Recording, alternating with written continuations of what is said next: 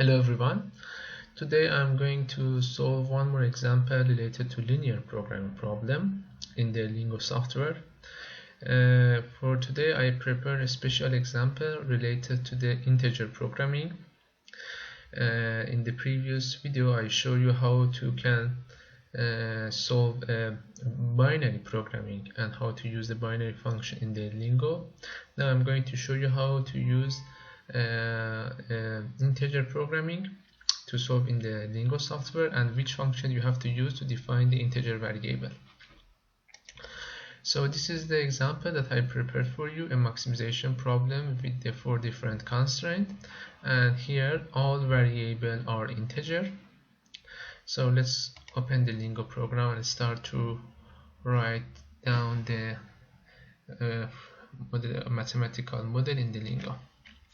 So as I stated before in all of my video, first we have to use the type of the objective function. Here we have a maximization.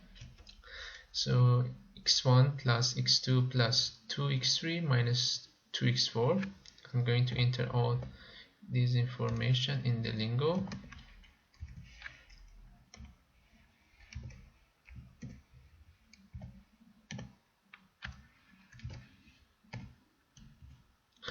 At the end of the function you have to put the semicolon. The first constraint x1 plus 2x3 less than or equal to 700, 2x2 minus 8x3 is less than or equal to 0.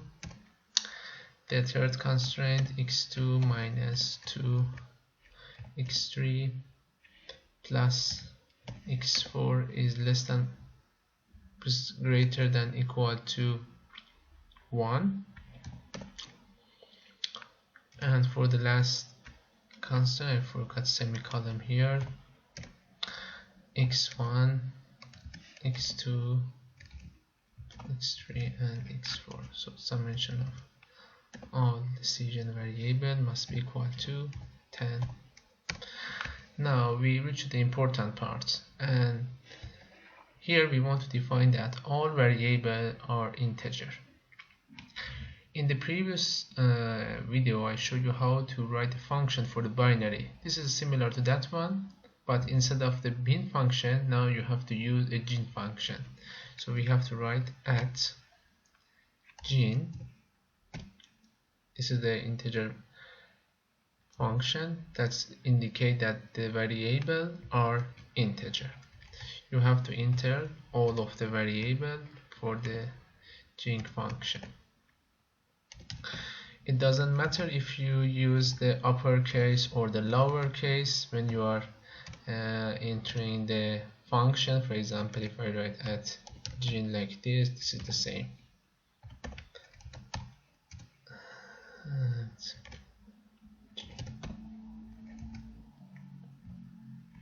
Just I have to be sure that for the decision variable the upper and lower case is different. So here I have to use the capital X3 and here also capital X4. Otherwise the program consider it as a new decision variable.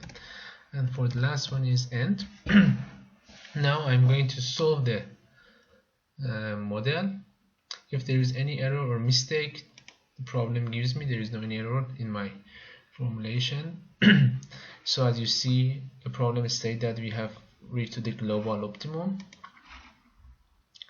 and the optimal value for the objective function is 13. Now let's go to decision variable. These are the value for decision variable. x1 is 0, x2 is 7, x3 is 3 and x4 is 0. And this is the end.